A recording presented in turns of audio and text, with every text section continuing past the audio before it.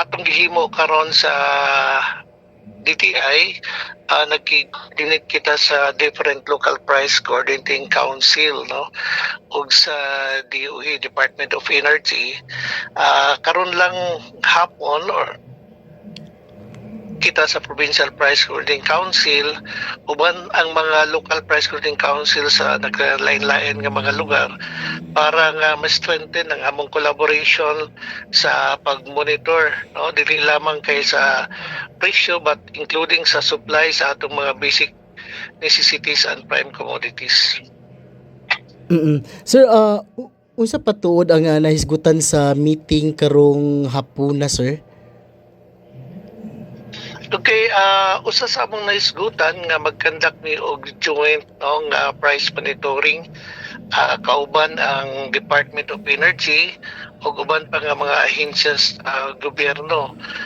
Kauban na diha ang uban pa nga mga implementing agents, no, nga natahasan pag-monitor sa supply ug sa presyo sa mga basic necessities and prime commodities.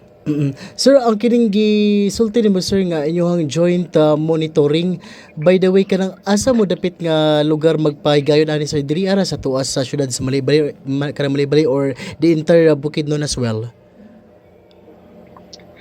Base sa among initial nga agreement, usa man ni ka semana, no, nga among i-conduct, no, nga joint monitoring.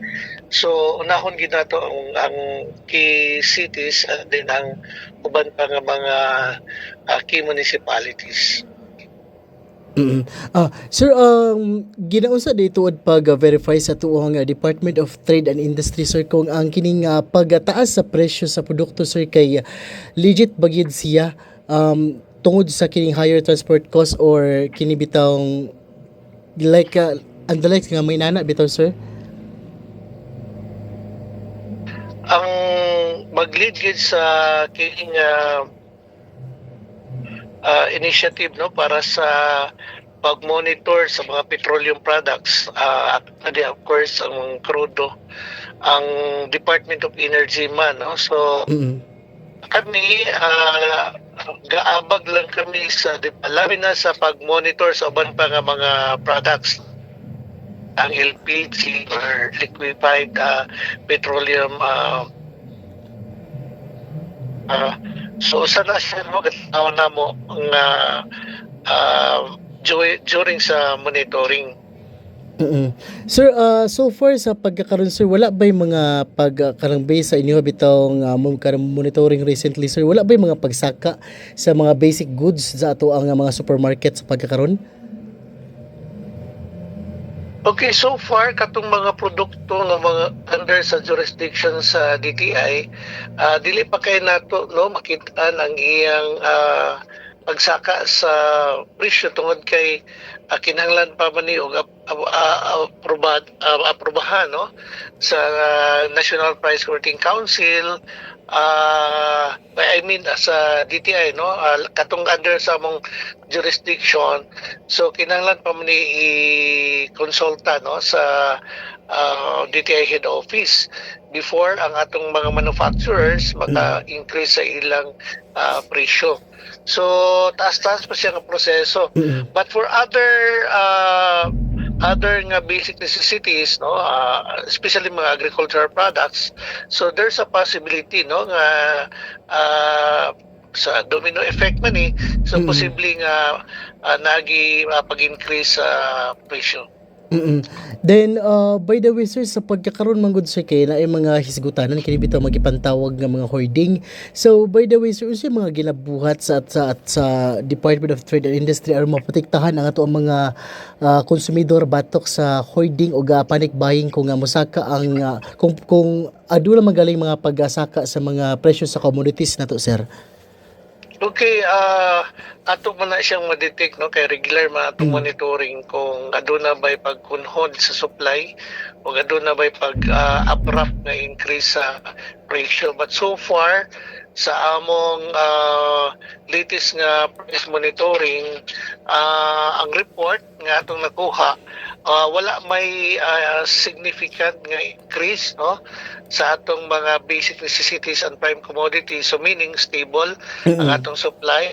So there's no reason nga magpanik ang atong mga katawhan, no, regarding sa kining supply o ang presyo sa atong basic necessities. Mm-mm. Kay okay man ang atong supply diri o presyo sa atong mga basic necessities, including the prime commodities, no. So ang siguro ang katanawon sa uban nga basig na mag-hoarding Mm-mm. sa kini atong mga petroleum products, no, Oh, sir. na posible nga naa siya epekto sa uban na isuway o sa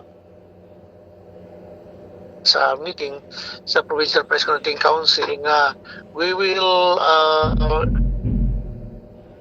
exchange information and then joint price monitoring para gyud nga mauban nato ang taga Department of Energy nga mao gyud na mandate, no, to check ang atong mga retailers sa petroleum products. Mm-mm. Sir, sa kining hisgutanan bitaw sir nga just like for example kining pag process sa kaning pag-report sa mga consumers kay kung if ever manggaling makabantay sila sir din kay bitawng makabantay sila kung aduna manggaling mga overpricing sa mga produkto sa karon nga panahon sa pagtaas sa presyo sa fuel sa ba mga process nga pagabuhaton para ma-report ni sila sir ngadto sa Okay, inyo ha. naman tay hotline, no, sa DTI. Pwede ra nila i-report sa atong hotline. Napun tay Facebook page sa DTI. Lang nila, no, para yun nga maaksyonan sa atong opisina. Mm-mm. Even in other places, dahil hotline ng DTI nga pwede nila ma-contact. Mm-mm. Sir, one last question lang siguro sir nako sir no kay kung magpadayon bitaw ning nahitabo kasi pagkakaroon sir nga adunay crisis nga nakaapekto sa ato bitaw nga fuel supply. Nabay contingency plan ang atong Department of Trade and Industry para maprotektahan ang mga presyo sa basic goods sir kay lamang sagud po yung mga nangadunggan pa mga storya sa pagkakaroon kay syempre nagmahal ang mga fuel sa pagkakaroon so mato pa sa uban nga mutaas po daw kuno ang kining presyo sa ato bitong mga basic goods so pwede ba lang mabalance kung sa mga contingency plan sa ato ang DTI sa pagkakaroon kung magpadayon ang kining ang atong global crisis tungod sa kining fuel nato sir. Ano ni atong gihimo, no, as part of our strategy, strengthen nato ang namo ang local price setting council kay para nga makakuha kitag information dili lamang diri sa including ang katong mga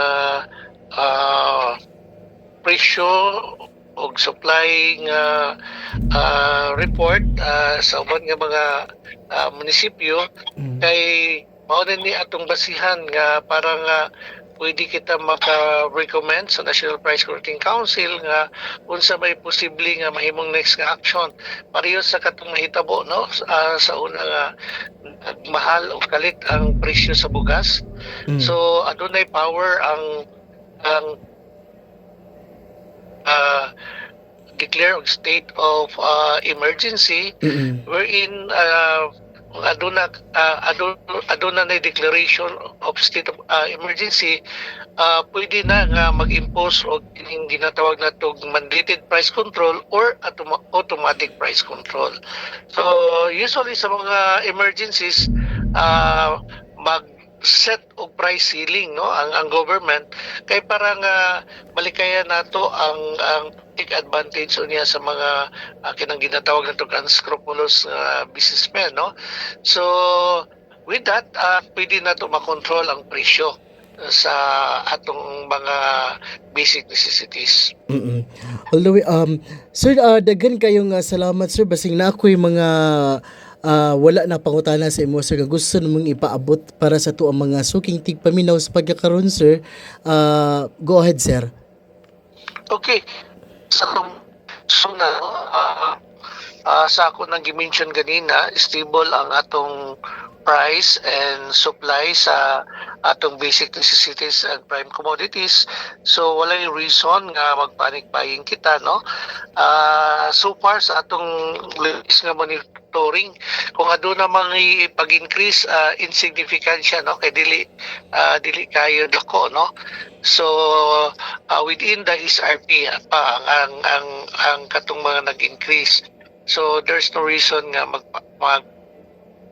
panic buying kita, no. So kana lang atong gihangyo sa atong mga kaigsunan, and then magmaingmat kita, no. Be vigilant, i-report nato kung aduna kita na obserbaran nga ato nga nag-overprice. Sir, daghan kayong salamat sir nga nakauban ka namo karong gabi una sir, o pasensya kay sir mga inaraw nga oras ko nakatawag. Walay sa bayan, sir, basta servisyos publiko ato Oo. ginang i-accommodate, sir. Sige sir, salamat kay sir, bye-bye. Okay, Sige, sir. Welcome.